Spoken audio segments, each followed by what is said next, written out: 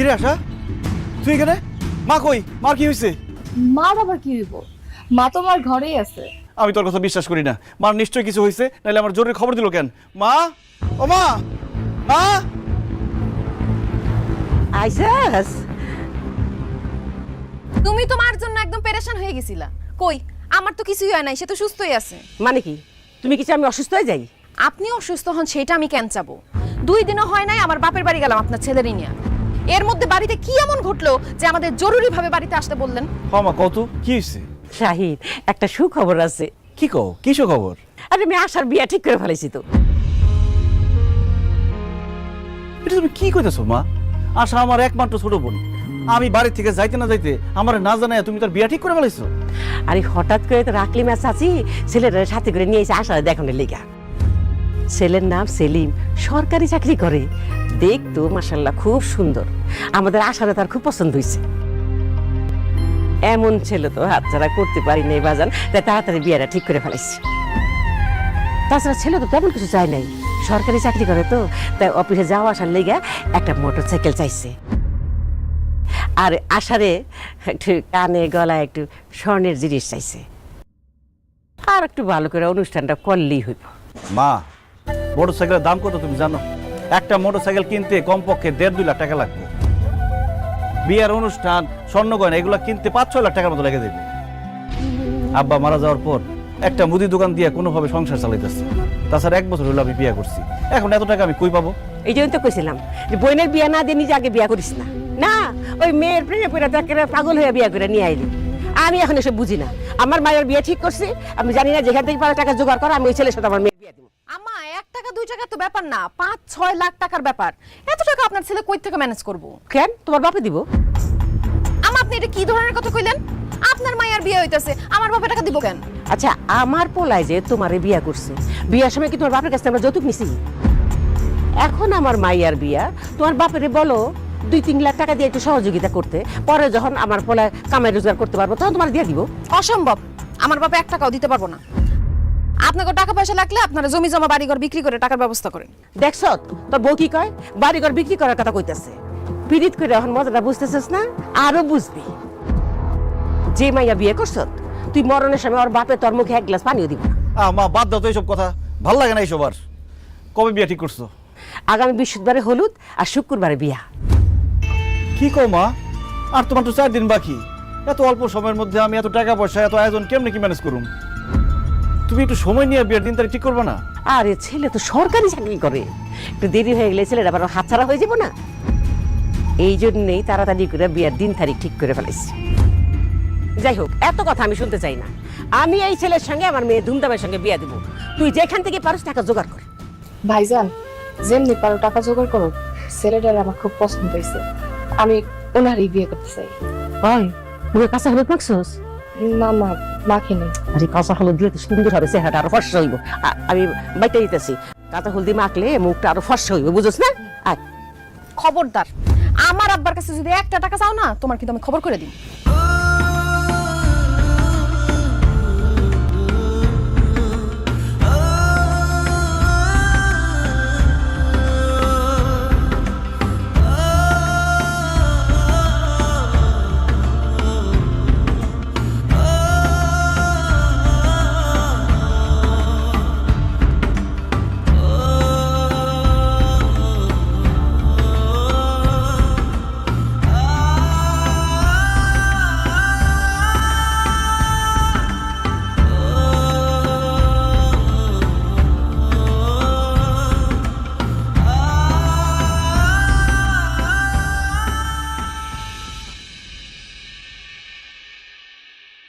শাহিন, এদের এই লিস্টের মধ্যে যে সদাইগুলা লেখা আছে ওই সদাইগুলা দি দিতেছি। শুভ, এটা যেহেতু চাচা আপনি আসছেন খুব ভালো হয়েছে।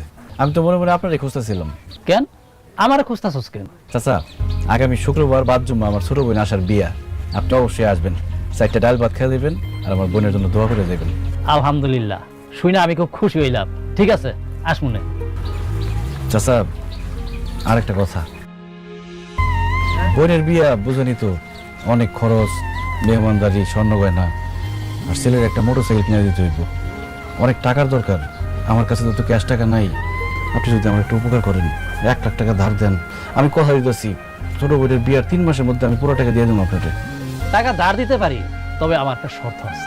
কি শর্ত চাচা? তোর এই দোকান আমার কাছে বন্ধক রাখা লাগবে। কি বলতেছেন? দোকান বন্ধক রাখতে হইব কেন? আরে হিসাব তো খুব সোজা।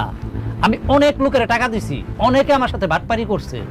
এই জন্য হাত মতো কম যায় না। সময় মতন যদি তুই আমার টাকাটা ফেরত না দিতে পারো, তাহলে তোর এই দোকানটা আমি দখল করে ফেলাম। তুই এই শর্তে রাজি থাকলে ক, আমি তোর টাকা দিতেছি। ঠিক আছে চাচা, দরকার হলে আমি দোকান বন্ধক রাখুন, তো আমার 1,00,000 টাকা ধার দেন, না হলে আমার বোনটি বিয়ে দিতে পারবো না। ঠিক আছে, আজকে বিকালে এই দোকানের কাগজপাতি নিয়ে আমার বাড়িতে আসো, আমি তোর টাকা দিয়ে দেবো। ঠিক আছে চাচা, অনেক বড় উপকার করলেন। এই সদাই দে।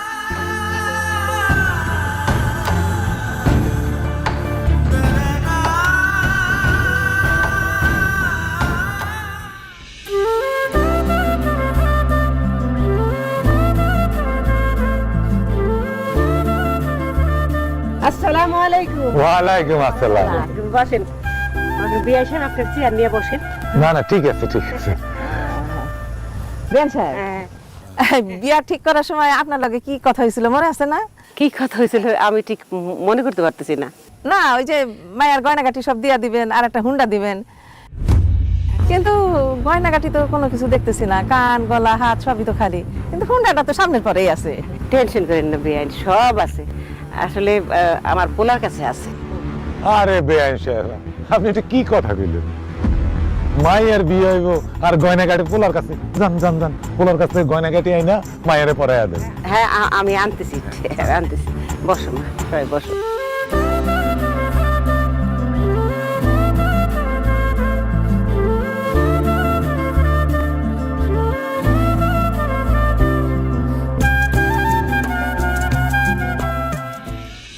কি ব্যাপার, বসে রয়েছো কেন? আমি তো রেডি হয়ে গেছি, আর বাইরে মেহমান সবাই চলে আসছে। চলো বাইরে চলো, না হলে আবার আম্মা রাগারাগি করবো। আসো। ভালো লাগতেছে না কোনো কিছু। হয়েছে নাকি? শাহিন, কি রে, এটা বিয়া বাড়ি, কত মেহমান আইসি বাইরে। হ্যাঁ বই রয়েছে, তুই ঘরের মধ্যে বই রয়েছিস কেন ওখানে না যায়? কি হয়েছে কি তোর? নাকি তোর বউ না করছে যাইতে? মা কথায় কথায় বকুলটা টাইনো না তো। যৌতুক দিয়ে ছোট বোনটি বিয়ে দিতেছি, এটা ভাবতে আমার লজ্জা লাগতেছে। আমার মায়ের জামাই একটা সরকারি চাকরি করে, তার আমরা খুশি হয়ে একটা উপহার দিতেছি, একটা হুন্ডা দিতেছি, কিছু গয়না দিতেছি। তুই যৌতুক খোঁজ কেন, তুই উপহার। আম্মা, উপহার করে ধামাচাপা দিয়া লাভ নাই, এটা যৌতুকই। কারণ তারা এটার জন্য যে প্রেশার দিতেছে, উপহার হলে কি এই প্রেশার দিত? আপনি যা দিতেন তাতেই খুশি হয়ে যাইতো। তুমি চুপ করো। তুমি যে আমার পড়ারে খুব বুদ্ধি দাও সে আমি ভালো করেই জানি। আমার মায়ের কান গলা খালি কেন? তুমি সাজগোজ করার সময় গয়নাগাটি পরাই দাও না? আম্মা, গয়নাগাটি আমি কইতে পরামো, আপনি তো গয়নাগাটি দেন নাই। আমি গয়নাগাটি করতে কি দেবো? কি রে শাহিন, পোলার মায় যে গয়নাগাটি চাইছে তো আমি কইছি না? কি তুই কিনস না এই গয়না? মা, দোকান বন্ধক রেখে ধার দেনা করে কোনো রকম 3,00,000 টাকা জোগাড় করছি। মোটর সাইকেল কিনতে গিয়ে 2,00,000 টাকা শেষ হয়ে গেছে, আর 1,00,000 টাকা দিয়ে অনুষ্ঠান খাওয়া দাওয়ার আয়োজন করছি। আর টাকা জোগাড় করতে পারি নাই, তাই গয়নাগাটিও কিনি নেই। হায় আল্লাহ, কি কস তুই? তুই গয়নাগাটি কিনস নাই? আর গয়নাগাটি না হলে আমার মায়ের বিয়েই হইব না। আম্মা, আপনি না কইলেন এগুলো উপহার হিসেবে দিতেছেন? উপহার হিসেবে আমরা যা পারছি দিছি, এখন গয়নাগাটি না দিলে বিয়ে হইব না কেন? এই তুমি কথা কইতেছ কেন? তুই চুপ করে থাকো। এই আমি জানি না, আমি কিচ্ছু বুঝি না। আমার মাইয়ার বিয়া, আমার মাইয়ার বিয়া আজকে গয়নাগাটি দিয়েই হইব। তুই যেখান থেকে পারস গয়নাগাটি জোগাড় করে আনবি। মা, আমি তো জোগাড় করতে পারি নাই, কি করব? ওখানে যদি আমি গয়নাগাটি না দিতে পারি, তাহলে এতগুলো মাসের সাথে মান সম্মান থাকবো? আমার মাইয়ার বিয়াতে এক্ষুনি তোর গয়নাগাটি জোগাড় করতে হইব। মা, আমি তো চেষ্টা করছি গয়না কেনার টাকা জোগাড় করতে, কিন্তু পারি নাই। তুমি একটা কাজ করো, ওনাদের কাছ থেকে 15-20 দিনের সময় নাও। 15-20 দিন পরে আমি টাকা জোগাড় করে যতটুকু পারি গয়নাগাটি কিনে দেবো। না না, আমি 15-20 দিনের সময় নিতে পারব না। তুই যখন গয়নাগাটি কিনে টাকা জোগাড় করতে পারস নাই, তখন তোর বউর গায়ের গয়না খুলে দিতে কর। আম্মা, আপনি এগুলো কি কইতেছেন? আমার গয়না আমি খুলে দিমু কেন? এগুলো তো আপনার পোলা আমারে কিনা দেয় নাই, আমার বাপের বাড়ির থেকে বিয়ার সময় দিছে। আমার গয়না আমি দিতে পারুম না, এইসব কথা কইেন না। দেখো বৌমা, এখন গয়নাগাটি দিতে না পারলে আমার মাইয়াটার বিয়া হইব না। আর শাহিন তো কইলই 15-20 দিন পরে টাকা জোগাড় করে তোমার গয়নাগাটি কিনে দিব।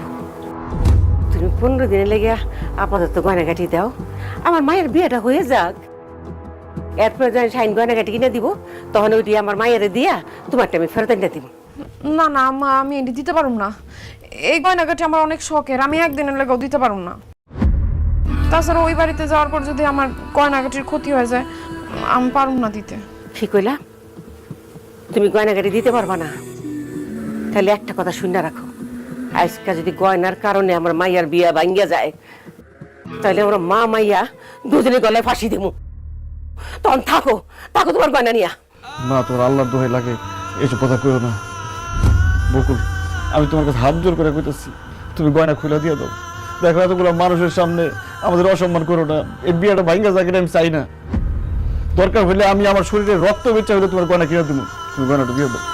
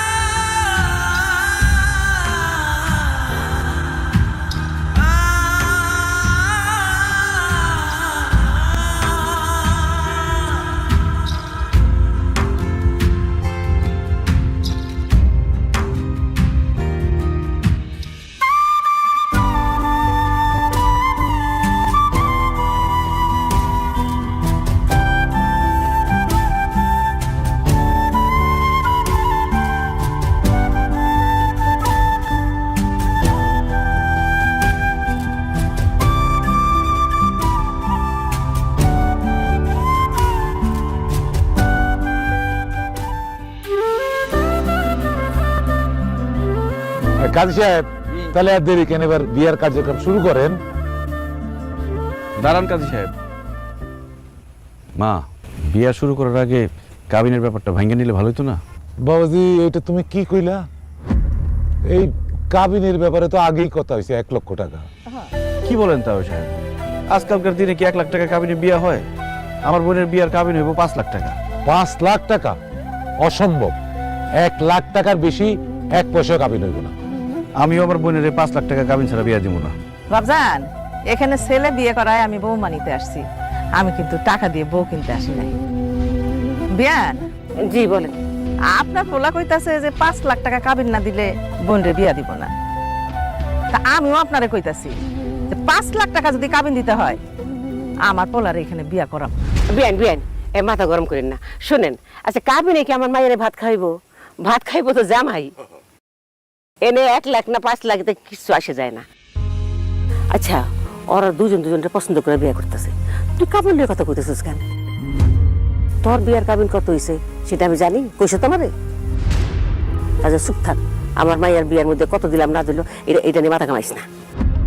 তা ঠিক আছে বিয়ান সাহেব, আপনি কাজী সাহেবের কোন বিয়ের কার্যক্রম শুরু করতে 1 লাখ টাকায় সই। আলহামদুলিল্লাহ। যেইখানে তোমার কথার কোনো মূল্য নাই, সেইখানে কথা কইতে যাও কেন? তোমার আম্মা কথা কইতেছে, তারই কথা কইতে দাও। না, কাজী সাহেব আপনি বিয়ার ইয়া শুরু করেন।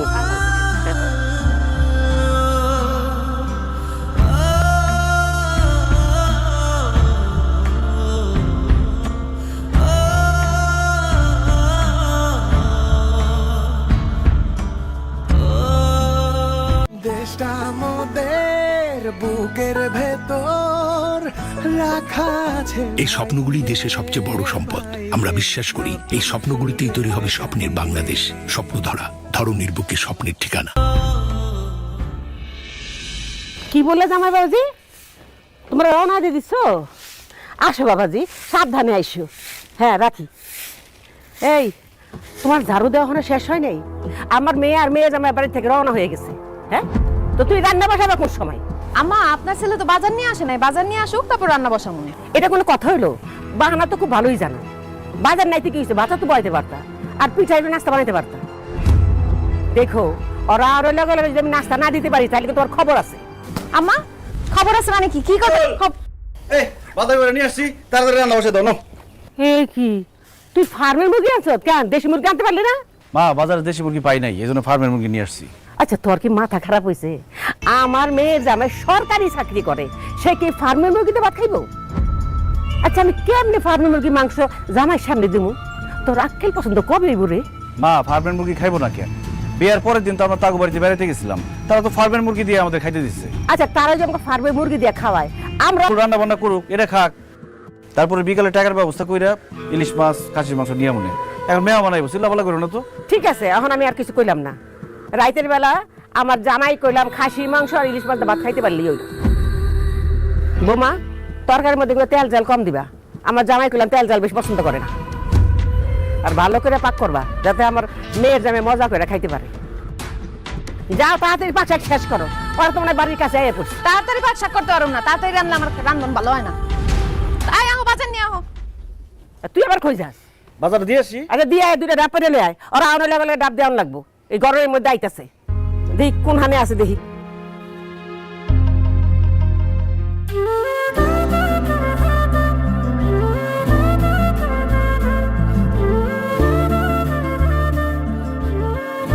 বাচ্চা থাকো বাজার, বাচ্চা থাকো। পথে কোনো অসুবিধা হয়নি তো? না না আমার কোনো অসুবিধা হয় না। আম্মা কেমন আছো? আছি।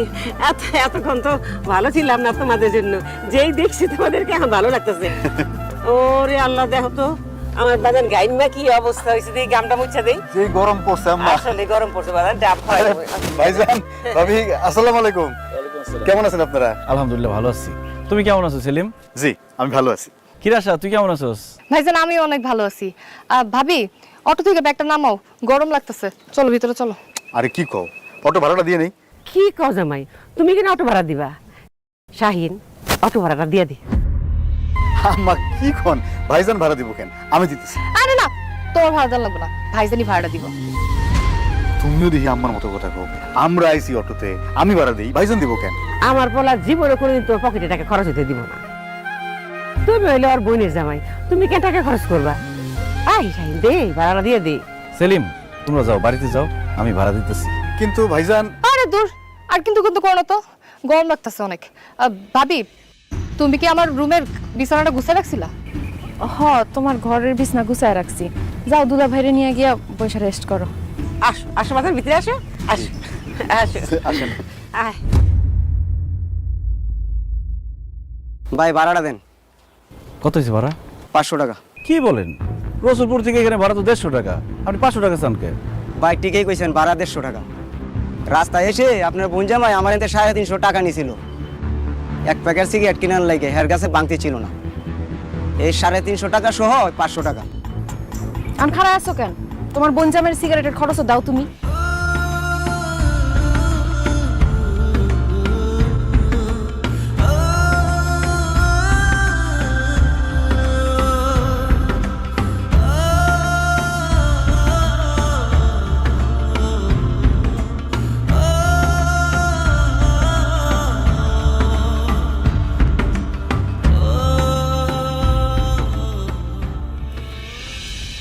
জামাই বাবাজি, জি রান্না বান্না কেমন হয়েছে? সব ঠিকঠাক আছে তো? জি আম্মা, সব ঠিকঠাক আছে। রান্না বান্না মাসাল্লাহ খুব ভালো হয়েছে। রান্না যখন ভালো হয়েছে তখন পেট ভরে খাও। আচ্ছা তোমার এই মাছের মাথাটা দিই, মাছের মাথা রাখো বাবা। আম্মা আপনি কি কি আমারে দিলেন, ভাইজানরে দিতেন। মাছের মাথাটা তুমিই খাও। তাছাড়া তুমি সরকারি চাকরি করো, সরকারি চাকরি করলে মাথায় বুদ্ধি দরকার আছে, আর মাছের মাথা খেলে মাথায় বুদ্ধি হয়। হ্যাঁ করে দোকানদারি, মুদির দোকানদারি, হ্যাঁ মাথায় বুদ্ধির কি দরকার আছে?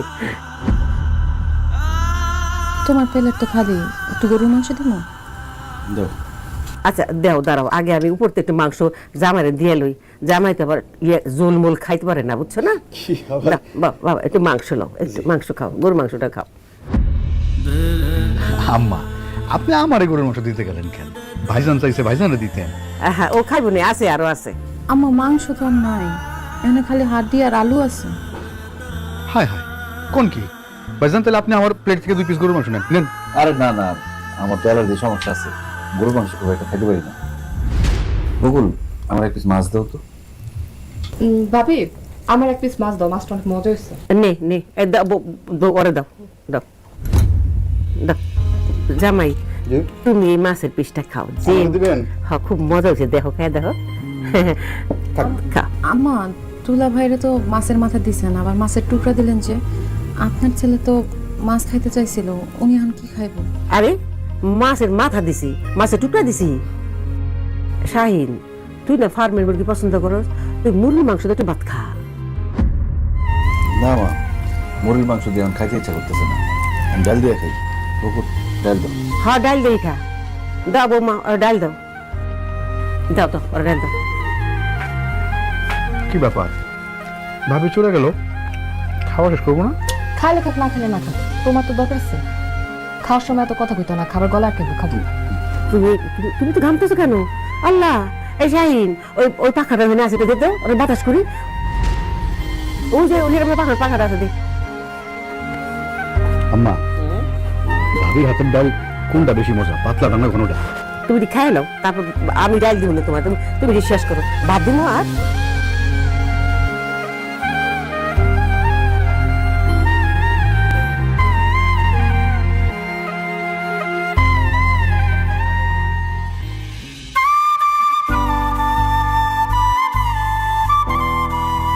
কি ব্যাপার, তুমি না খেয়ে উঠে চলে আসলা? আসলে তোমায় কি মনে করলো? কে কি মনে করলো সেটাতে আমার কিচ্ছু যায় আসে না। তোমার মা কি শুরু করছিল দেখছো তুমি? শাহিন, এই ভিতরে আসুম। মা আসো। কিছু বলবা? শোন, একটা কথা কই। বিয়ার পরে জামাই প্রথম আমাদের বাড়িতে আইছে, সে আবার সরকারি চাকরিও করে। তার একটা কমপ্লিট সুর দেওয়ার দরকার না? তার মায়ের 2টা শাড়ি আর তার বাপের বেশি রাত জাগলে আবার তোমার শরীর খারাপ করবো। যা উঠো, তাহলে যাই ভাই, যাই। যা সে চলো।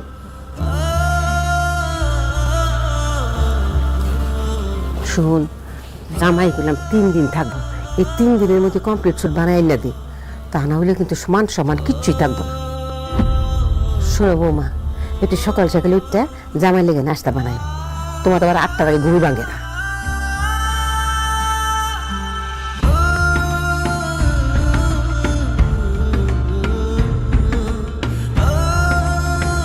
বকুল,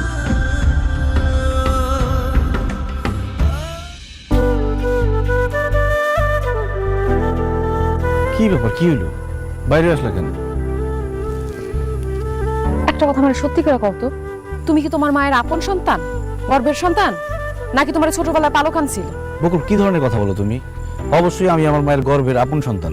তুমি যদি তোমার মায়ের আপন সন্তান হও, তাহলে তোমার প্রতি তার কোনো ভালোবাসা, মায়া, স্নেহ, মমতা কোনো কিছু নাই কেন?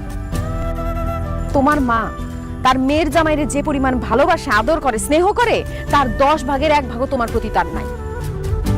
তুমি তোমার বোনের বিয়ের সব খরচ দিছো, দোকান বন্ধক রাখছো, আমার বাপের কাছ থেকে টাকা ধার নিছো, আমার বিয়ের গয়না খুইলা তারে সব দিয়ে দিছো। সেই টাকা তুমি কিভাবে শোধ করবা সেইটা নিয়ে তার কোনো মাথা ব্যথা নাই। এখন সে আবার এসে বলতেছে মেয়ের জামাইরে একদম কমপ্লিট সুট দিতে হইব। তোমার মার কি কোনো আক্কেল নাই? আমার তো মনে হয় সে কোনো মানুষ না, সে একটা অমানুষ। দেখো বকুল, আমার মা যা করতেছে আমার বোনের সুখের জন্য করতেছে।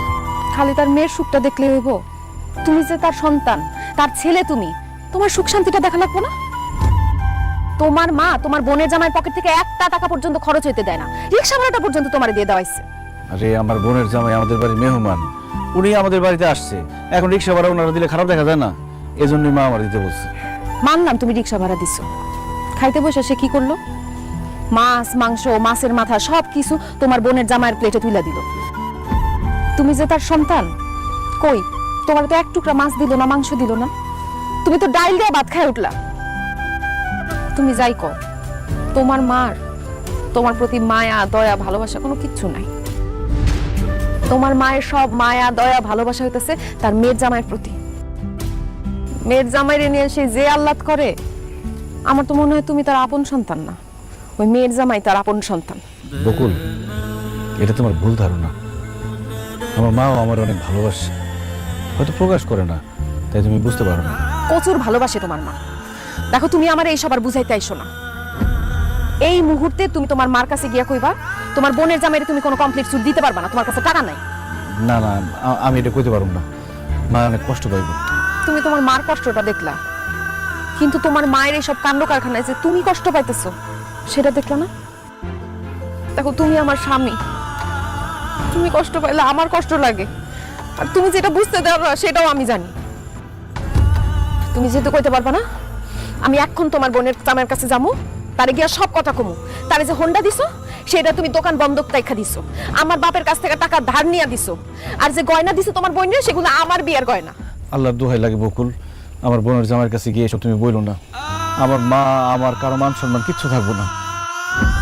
তাছাড়া আমার বোনের সংসারে অশান্তি হইব, ঝামেলা হইব। আমি চাই না এইসব কারণে আমার বোনের সংসারে অশান্তি হোক। আমার জন্য কেউ কিছু করুক আর না করুক, আমি আমার দায়িত্ব পালন করে যাবো। বকুল, আমার মুখের দিকে তাকায় সব কিছু সহ্য করে যাও। আমি না হয় সহ্য করলাম, তুমি পারবা? দেখো কতদিন সহ্য করতে পারো।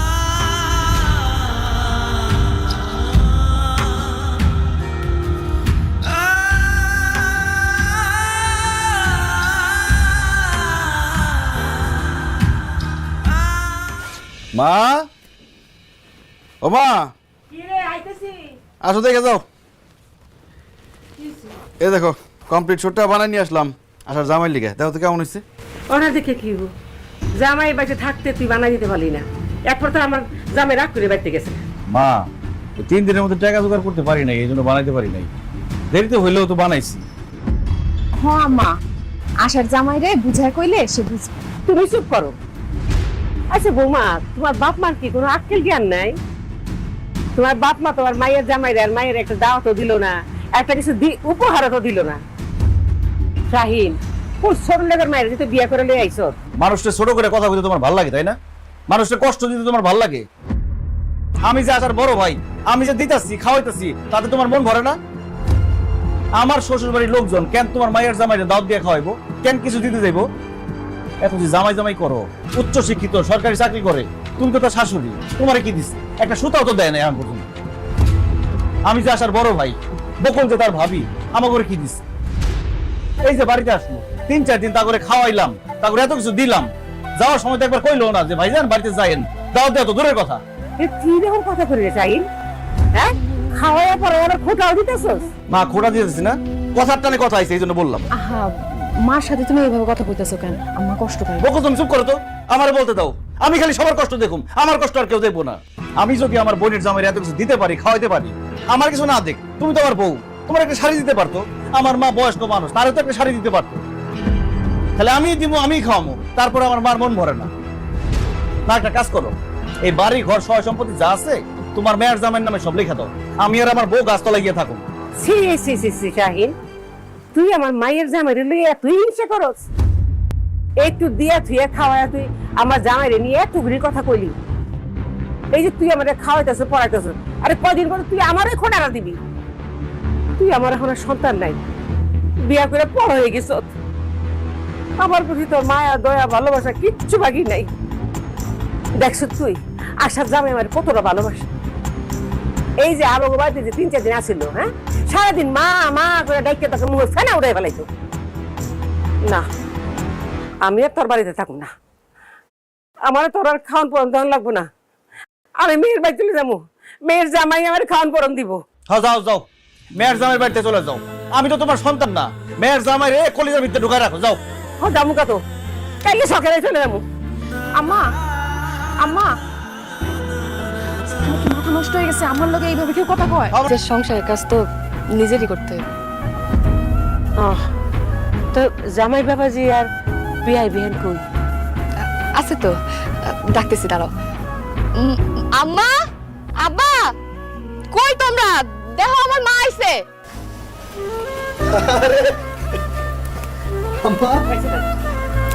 কেমন আছেন আপনি? আমি ভালো আছি। আপনার শরীর স্বাস্থ্য ভালো আছে? এতদিন ভালো আছিলাম না বাজান, এখন তোমার দেখে আমি একটু ভালো হয়ে গেছি। তুমি ভালো আছো বাজান? আমি আলহামদুলিল্লাহ ভালো আছি। আলহামদুলিল্লাহ। আপনারা না দেখলে আমারও ভালো লাগে না। আমি গতকালকে আপনার মেয়েরে বলতেছিলাম যে 2-1 দিনের মধ্যে গিয়ে আপনারা দেখে আসবেন। আপনি আজকে চলে আসছেন, আমার খুব আমার। আলহামদুলিল্লাহ। বিয়ান, আসসালামু আলাইকুম। ওয়ালাইকুম আসসালাম। তো বিয়ান সাহেব, কোন রকম খোঁজ খবর না দিয়া হঠাৎ করে আমার বাড়িতে চলে আসলেন, কি মনে করে? আর কোয়েন না বিয়াই, আমার মেয়ের জামাই আর মেয়ে আমার এত ভালোবাসে যে আমি ওগরা ছাড়া আমার বাড়ি থাকতে একটু মন চায় না। সেই জন্য আমি আপনাদের বাসায় চলে আসছি। এখন থেকে আমি আমার মেয়ের জামাই আর মেয়ের সঙ্গে এই বাড়িতেই থাকুন। বাবা বাবা, খুব ভালো। আমি না ঘর জামাই থাকতে দেখছি, কিন্তু ঘর শাশুড়ি কোনোদিন থাকতে দেখি নাই। আপনি যেভাবে কইতাছেন এখন থেকে মাইয়া আর মাইয়া জামাইয়ের লগে এই বাড়িতে থাকবেন, তা তো আপনার মনে হইতাছে আপনি শাশুড়ি না, আপনি ঘর শাশুড়ি। হ্যাঁ, এই জন্যই তো বেআইন এত বড় ব্যাগ লইয়া আমাকে বাড়িতে আইছে। আমি তো ভাবছি আম কাঁঠালের সিজন, বেআইন আমাকে লাগিয়া ব্যাগ ভর্তি করিয়া আম কাঁঠাল লইয়া আসছে। এখন তো মনে হইতেছে ব্যাগের মধ্যে কিছুই নাই, সব ওনার জামা কাপড়। যাজ্ঞা, মেয়ের শ্বশুর বাড়িতে থাওয়ানোর লেগে আইছেন তো আরাম করিয়া থাকেন। এই আমার এক গ্লাস পানি দাও। আচ্ছা দিতাছি। আর বৌমা, থম ধরে দাঁড়ায় রয়েছো কেন? লাকড়ি কাটো, কাইটা রান্না বসাও। মাল লগে আবার গপ সব শুরু করে দিও না, তাইলে আবার রান্না দেরি হয়ে যাইবো। তোমার শ্বশুর আবার চিল্লা চিল্লি করবো। আম্মা তাহলে থাকেন, আপনি রেস্ট করেন, বাজারে আমার একটু কাজ আছে, আমি কাজটা সাইডে আসতেছি। আচ্ছা হ্যাঁ, গেলাম। যা।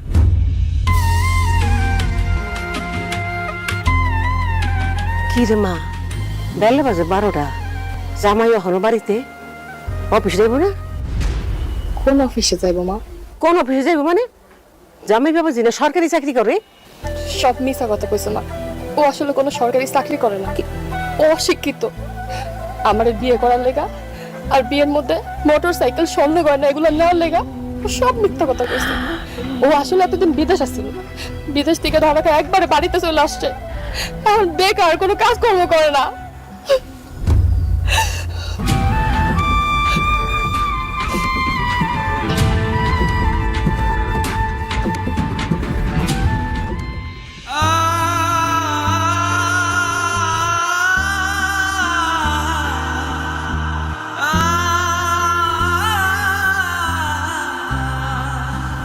অনেক রাত হইছে, খাইতে আহো। না বকুল, আমি খাবো না, আমার খিদা নেই। সকাল থেকে কোনো কিচ্ছু খাও নাই, সারাটা দিন না খায় রইছো। এখন যদি রাত্রেও না খাও তাহলে তো শরীর খারাপ করবো। অল্প করে চেটা ভাত খাইবা, আসো। বকুল, আমার মার ছাড়া আমি কোনোদিন খাই নাই। খাইতে বসলে আমার মার কথা মনে পড়বো। মায়ের ছাড়া আমার গলা দিয়ে খাওয়ার নামবো না, আমি খাইতে পারুম না।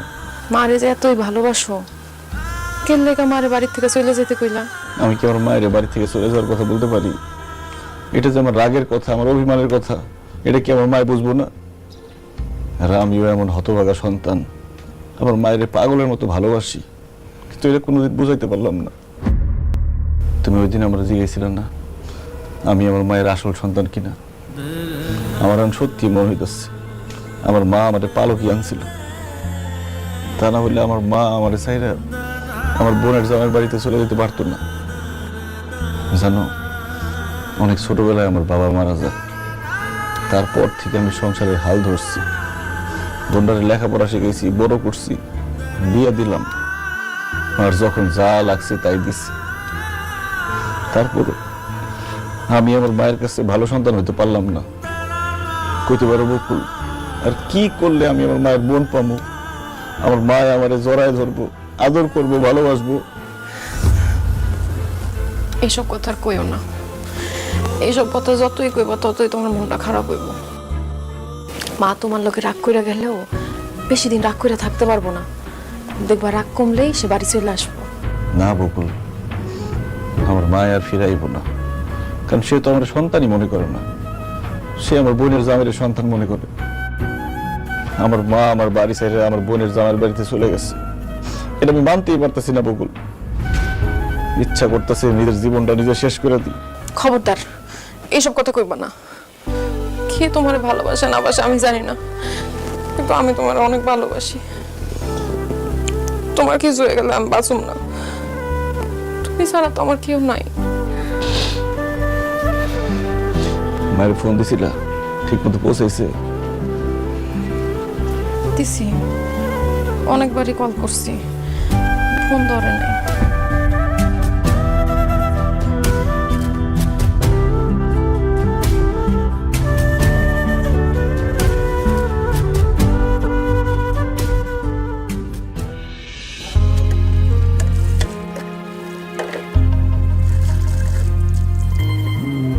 সকাল থেকে একটার পর একটা কাম করতেছ, হ্যাঁ?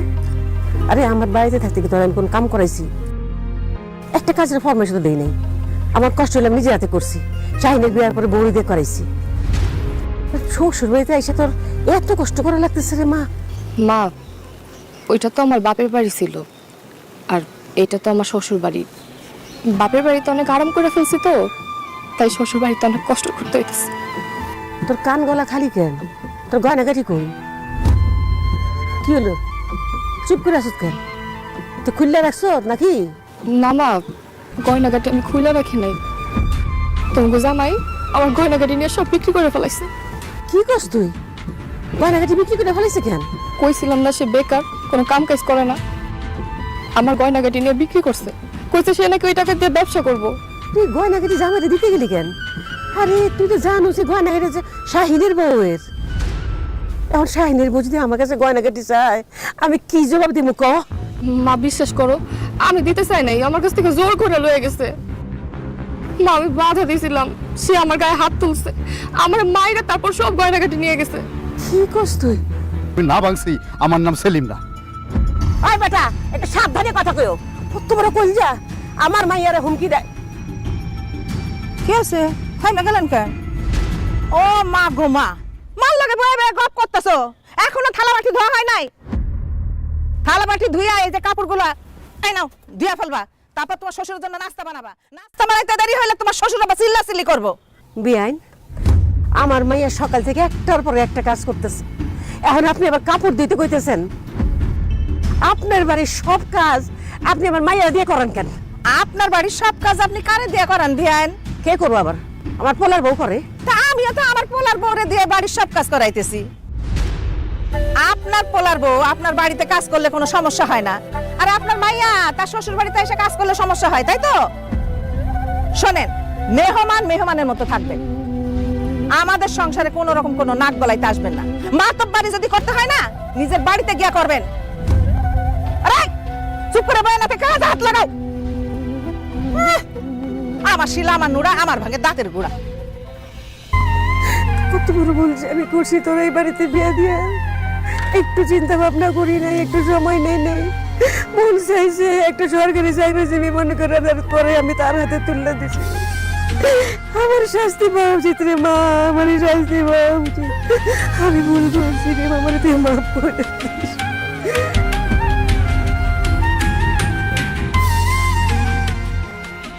সেলিম, সত্যি করে আমার একটা কথা কবি, তো শাশুড়ি রেখে সারা জীবনের জন্য আমাকে বাড়িতে নিয়ে আইসোস?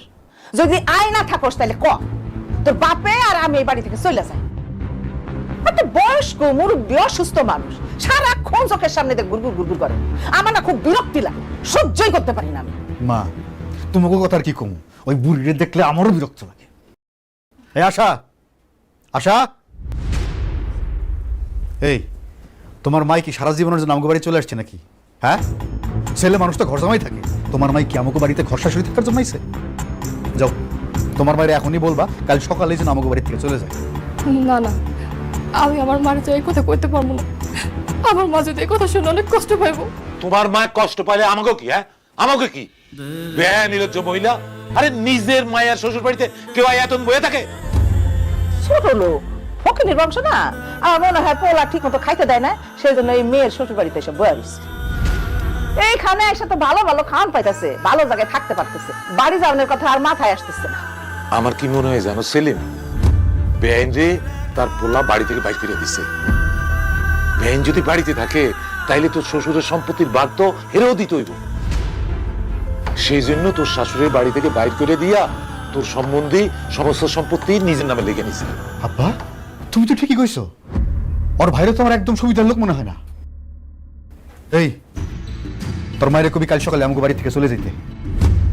তোর মা যদি বাড়িতে না যায় তাহলে তো তোর ভাই পুরা সম্পত্তি নিজের নামে নিয়ে নিব, তুই তো তোর বাপের সম্পত্তির কানা করিও পাবি না। তাছাড়া তোর মায় আমাকে বাড়ি থাকলে তো আমাকেই লস। উনি যদি ওই বাড়িতে থাকে তাহলে তো ওইখান থেকে তোর মায় আমাকে এটা ওইটা আইনা দিতে পারবো, আমরাও মাঝে মধ্যে গিয়ে একটু ভালো মন্দ খাইতে পারবো। আর সে আমাকে এখানে থাইকে তো উল্টা আমাকে অন্ন ধ্বংস করতেছে। এখন গিয়ে তোর মায়ের কাল সকালে যেন চলে যায়, যা। ভালো ভালো যদি না যায় আমি কিন্তু ঘাড় ধাক্কা দিয়ে বাড়ি করে দেবো। কি করলে তুমি? তুমি আমার গাড় ধরে বাড়ি করে দিবা? আরে জামাই, আমার মায়ের সসম্মানে তোমার সঙ্গে তুলে দিয়েছিলাম, তুমি আমার মায়ের এইভাবে অপমান করো। আপনাদের আমি আর কষ্ট দিব না, আর আমি আপনাদের সামনে ঘুরে ঘুরে বেড়াবো না, আমি আমার বাইরে নিয়ে চলে যেতেছি। চল এক্ষুনি চল আমার সাথে। মা মা আমি কই যাবো কো? আমার বিয়ে হয়ে গেছে, এটা আমার শ্বশুর বাড়ি। মা আমার জামাই যেমনই হোক না কেন, আমার তো সংসার করতে হইব। আমি আমি এই বাড়িতেই থাকবো। মা মা তুমি আমার কথাটা শোনো মা, তুমি এই বাড়ি থেকে চলে যাওয়ার এক মুহূর্ত এই বাড়িতে থাকো না, তাহলে এরা তোমার আরো বাজে ভাবে অপমান করবো। মা মা তুমি চলে যাও। মা শুনছেন আপনারা, একটা মানুষের মতো মানুষ আপনাদের কাছে পাঠাইছিলাম, আপনারা সম্মান দিতে পারেন নাই। আমি চলে যেতেছি।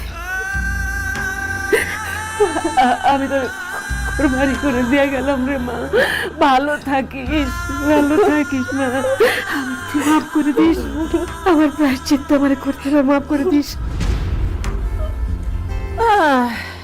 সরেন মার বড় গলা দুধ দিয়ে খাই পাকা কলা।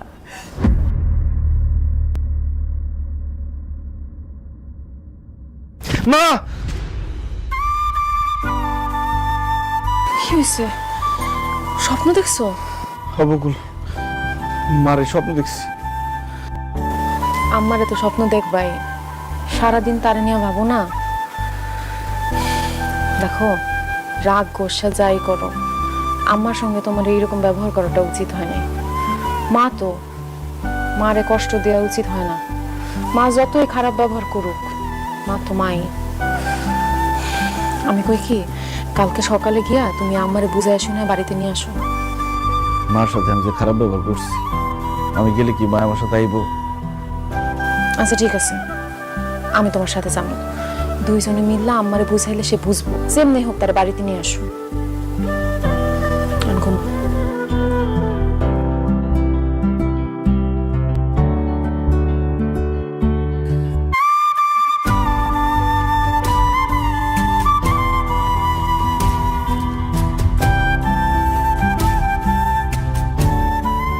দেশটা মোদের বুকের ভেতর রাখা আছে। এই স্বপ্নগুলি দেশের সবচেয়ে বড় সম্পদ। আমরা বিশ্বাস করি এই স্বপ্নগুলিতেই তৈরি হবে স্বপ্নের বাংলাদেশ। স্বপ্ন ধরা, ধরনীর বুকে স্বপ্নের ঠিকানা।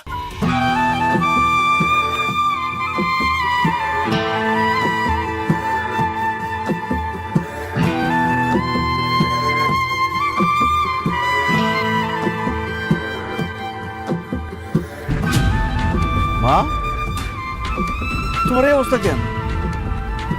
তুমি গাছতলায় কি করো? তুমি না আশোক বাড়িতে ছিল? আসুক বাড়ি থেকে আমি কালকে রাতেই চলে আসছি। কেন চলে আইছো মা?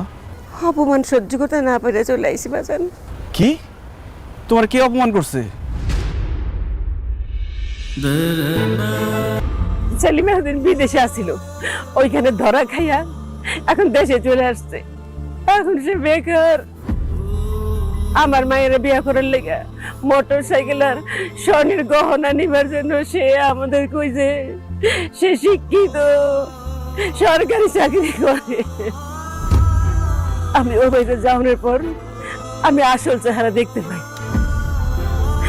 দিন রাত আমার মায়ের উপর অত্যাচার করে, সারাদিন কাম করে। মায়েরটা একটু আশ্রয়, একটা প্রশ্রয়, একটা আরাম পায় না, একটু কোনো সময় একটা আদেরা বসে একটু শান্তিতে থাকতে পারে না। এমনকি মায়ের গায়ে হাত তুলে এই যে স্বর্ণ গয়না দিয়েছিলাম সেগুলো বিচ্ছে ফেলেছে। সেলিমের বাবা, আরে পুরা পরিবারটাই লোভী, পুরা পরিবারটাই।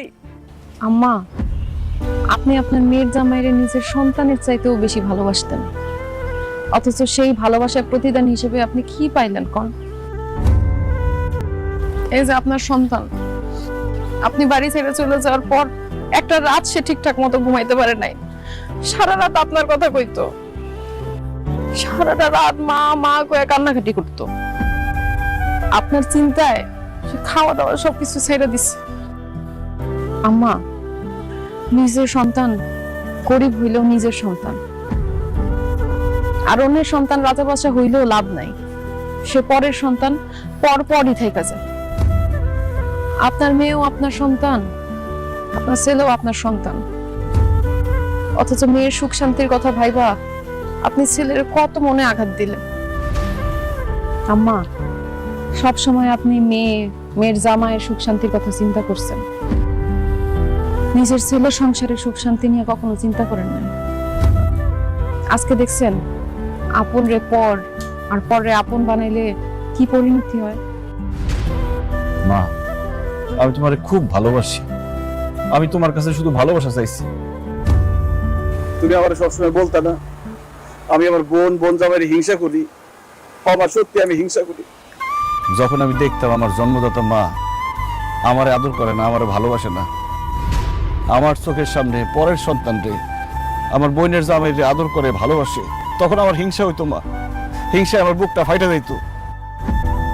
আমার চিল্লায় কাইন্দা কইতে ইচ্ছা করতো, মা আমার একটু আদর করো, আমার একটু ভালোবাসো, কিন্তু কখনো তোমারে কইতে পারি নাই মা। তোমার অনেক ভাবে বুঝাইতে চাইছি, কিন্তু তুমি বুঝো নাই, আমার ভুল বুঝছো। মা আমার এর পর করে দিও না মা। মা আমি তোমার সন্তান, আমি তোমার কোলে থাকতে চাই, তোমার সাথে থাকতে চাই মা। বাবারে আমি ভুল করছি, আর কইস না বাজান, আর অপমান করিস না। আমি এখন বুঝতে পারছি পর কখনো আপন হয় না, কখনো না। মেয়ের জামাই সন্তানের মতো, কিন্তু মেয়ের জামাই কোনো সময় আপন সন্তান হয় না বাজান। মেয়ের জামাই শ্বশুর শাশুড়ি যতই ভালোবাসুক, এর পিছনে একটা স্বার্থ থাকে। আপন সন্তানের ভালোবাসার মধ্যে কোনো স্বার্থ নাই বাজান। আমি বুঝতে পারছি বাজান, আমার তুই মাফ করে দে, আমার ভুল হয়ে গেছে বাজান। না না মা, তুমি আমার কাছে মাফ চাইও না, তুমি আমার কাছে মাফ চাইলে আমার পাপ হইব। মা তুমি আমার কথা দাও, কোনোদিন আমার ছেড়ে যাইবা না, সবসময় আমাদের সাথে থাকবা। না বাজান, কোনোদিন আমি তোর ছেড়ে যাবো না বাজান। যতদিন বাজে থাকবো আমরা তিনজন একসঙ্গে থাকবো। আমি আর তোর ছেড়ে কোনদিন যাব না। আমি ভুল করছি, আমার ক্ষমা করে দিস বাজান। চল বাড়ি চল। না মা, যে তোমার অপমান করছে, যে তোমার মনে আঘাত দিয়ে কথা কইছে, আমার বোনের যে নির্যাতন করছে, আমাদের সাথে মিথ্যা কথা বলছে, তার একটা উচিত শিক্ষা দিব আমি। চুপ! যা, সোজা এখন বাপের বাড়ি যাবি। আমার জন্য 20,000 টাকা নিয়ে ভিতর ভাইয়ের কাছ থেকে যা।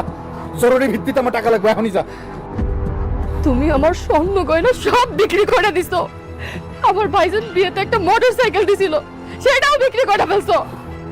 আমার মা এই বাড়িতে কিছুদিনের জন্য আসছিল, তুমি তোমার মা বাবা সবাই অপমান করে আমার মার এই বাড়ি থেকে বাইর করে দিছো। কোন মুখে এখন আমার কাছে আমার 20,000 টাকা চাইতেছো? আমি আমার ভাইজানের কাছ থেকে 1 টাকাও আনতে পারবো না। তুমি আসলে মানুষটা, তুমি একটা অমানুষ। আমি অমানুষ না? আমি অমানুষ? তুই বাপের বাড়ি থেকে টাকা আনতে পারবি না? আজকে তোর আমি বাইরে ফেলাম।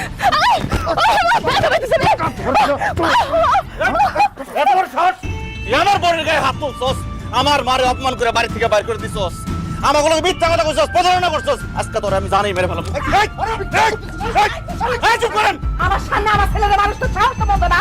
আপনার ছেলের কত বড় সাহস, আমার বোনের গায়ে হাত তুলে আমার মারে বাড়ি থেকে বাইর করে দেয়।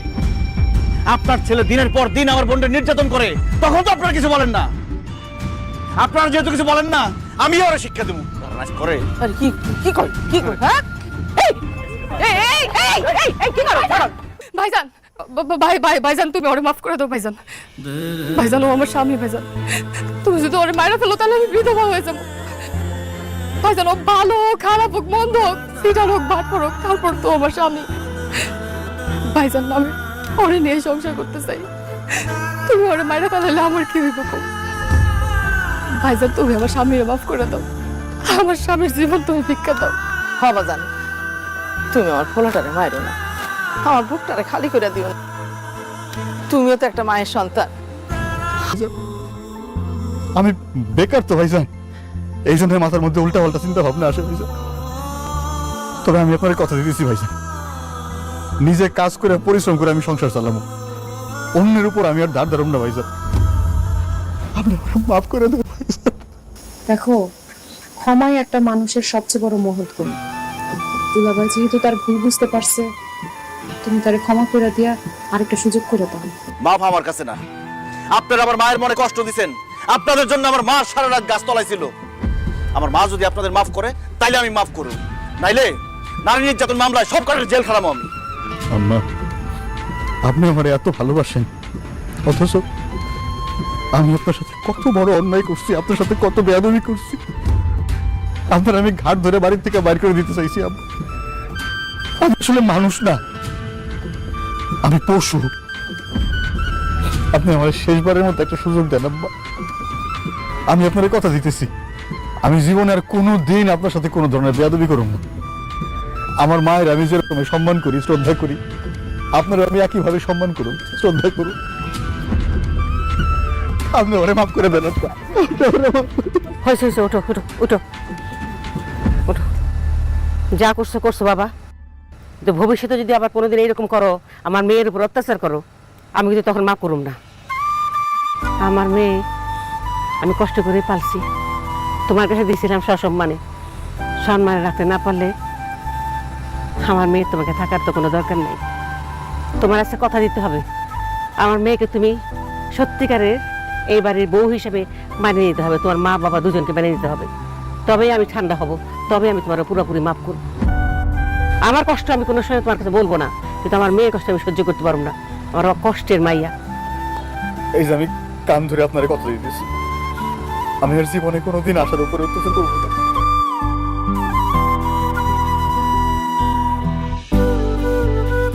আশা, আমি তোমার কথা দিতেছি, আমি জীবনে আর কোনোদিন তোমার সাথে কোনো খারাপ ব্যবহার করুম না, তোমার অত্যাচার করুম না।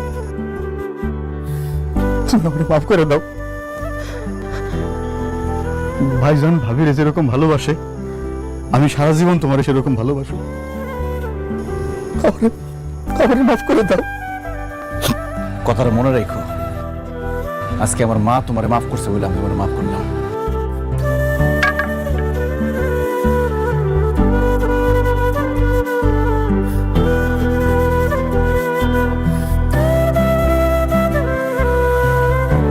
আগে শুধু শুনতাম মানুষের কাছে যে একবার এমপি হলে নাকি 14 বংশ বসে বসে খায়। আগে ভাবতাম যে আল্লাহ কি করে খায়, এখন দেখছি যে তা 14 বংশ না 28 বংশ বসে খাবে, কিছু করা লাগবে না। কিন্তু ওই রকম হওয়া লাগবে। জামাত ইসলামী বাংলাদেশ থেকে যেহেতু আমিরে জামাত আমাদেরকে জানিয়েই দিয়েছে, জামাত ইসলামী থেকে কেউ এমপি মন্ত্রী যদি হয় 5 বছরে তার একটা টাকা বাড়বে না, যা আছে হলফনামায় দেওয়া ছিল আরো কমে যাবে। আমি 5 বছর পরে যদি আমার যা হলফনামায় দেওয়া আছে ওখান থেকে একটা টাকা বাড়ে, ছাড়বে আমারে? আর উনি না ছাড়ুক, আমার নিজেরও তো বিবেক আছে, কার জন্য করি আমি রেখে যাব? হয়তো যদি এখনই মরে যায় 5 বছর পরে, ওই সম্পদ হাজার হাজার কোটি টাকার, ওটা আমার বউ আর আমার মেয়ে, আমার বাবা মা, ওরা খরচ করবে। আর আমার যেহেতু চাইলে নেই, এই যদি যা করবো কামাই সব আমার জামাইরা খাবে। ওই লোকের চাইলের জন্য আমি এই 2 নাম্বার এই রাস্তায় কোন কারণে যাব? আর একটা বিষয় আছে, এদের জন্য কামাই করে আমি রেখে গেলাম, যেহেতু বৈধভাবে পারবো না, কারণ মাত্র 55,000 টাকা বেতন, অবশ্যই আমার অবৈধভাবে যাওয়া লাগবে। এই যে 25টা মন্ত্রী, 24টা প্রতিমন্ত্রী, সব মন্ত্রণালয়ে দৌড়াদৌড়ি করে বাজেট নিয়ে এসে অদাওদি কাজ করে অদাওদি যদি খেয়ে ফেলি, বলেন 5 বছরে কয়েক হাজার কোটি টাকার মালিক কোনো ব্যাপার না। করে গেলাম, করে কি লাভ হলো? অবৈধভাবে ইনকাম করে একদিকে আমার পাপের বোঝা পাহাড় পরিমাণ হয়েছে, আর একদিকে আমি মরে যাওয়ার পরে এই সম্পদগুলো আমার জামাই, আমার মেয়ে, আমার বউ, আমার মা বাবা, এরা আরো অবৈধভাবে ব্যয় করবে। কথা বলেন না কেন? ওরা যে হেদায়েতের উপর থাকবে, আমি মরে গেলে গ্যারান্টি আমার দিল কে? ওরা যে আমার উপকার করবে মরণের পরে, আমার গ্যারান্টি দিল কে? লা তাদরুনা আইয়ুহুম আকরাবু লাকুম নাফা।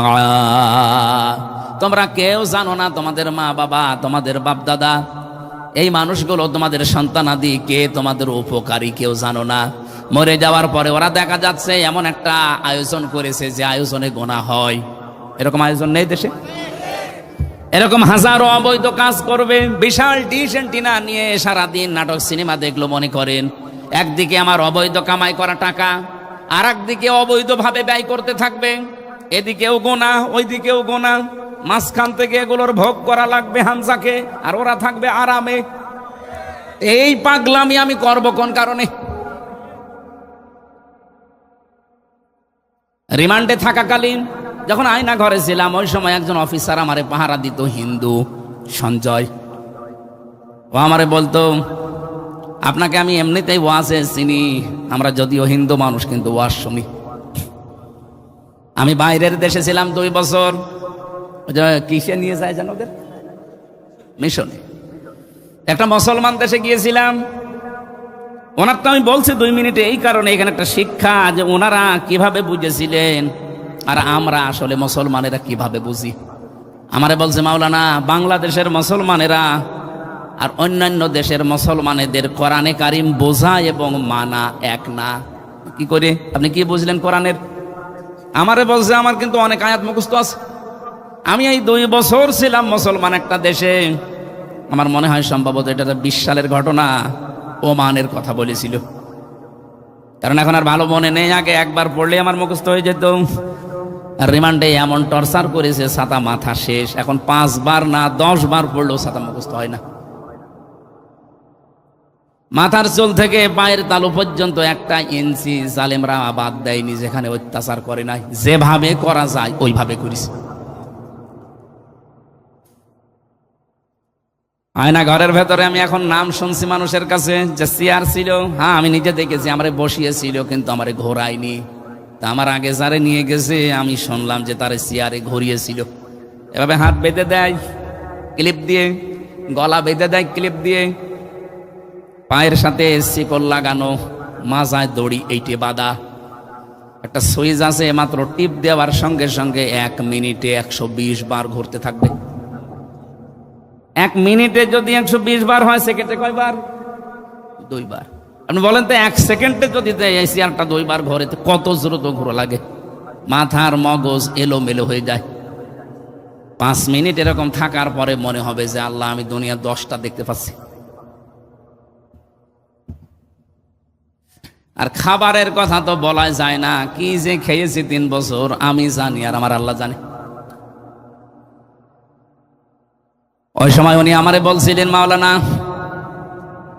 আমার বাড়ি রাজবাড়ি, আপনার বাড়ি কুষ্টিয়া শুনেছি, কিন্তু আমার হাত পা বাঁধা, কিছু করার নেই।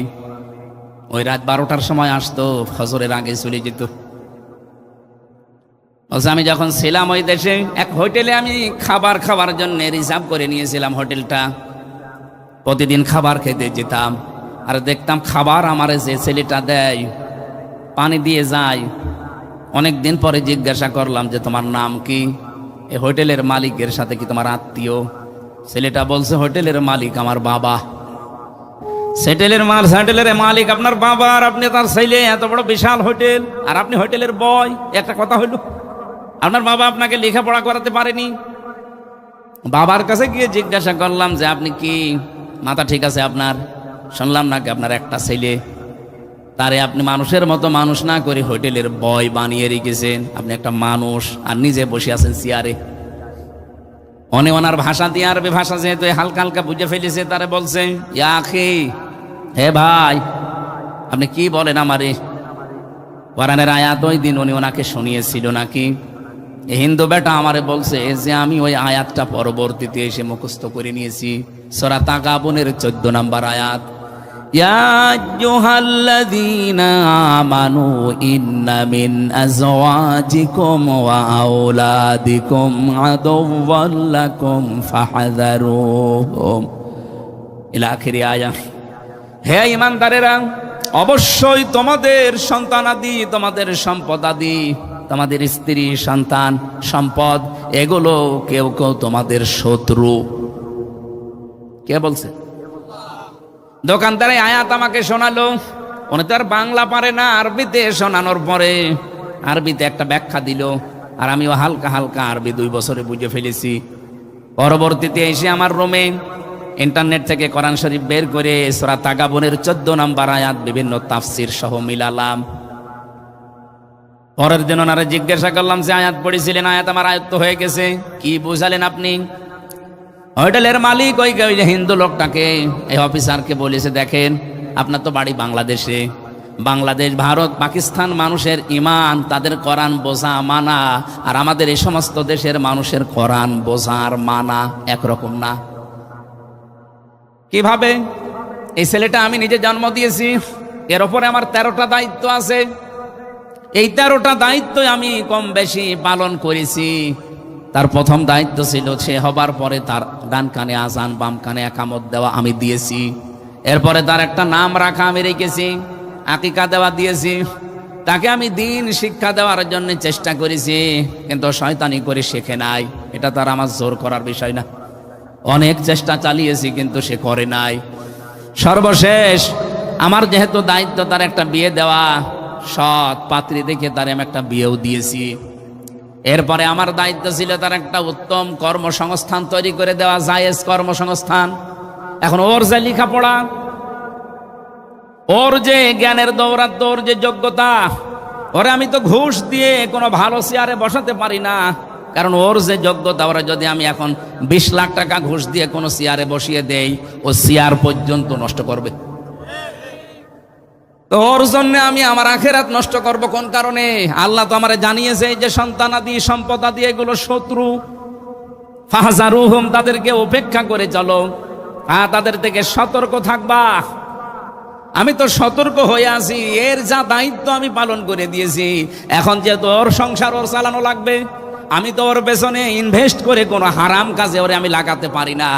ওর যা পড়াশোনার দৌড়, সেই হিসাবে ও হোটেল বয় হিসাবে থাকতে পারে। এই জন্য আমি চেয়ারে না বসে ওরে হোটেল বয় বানিয়েছি, যা কাজ করে খা।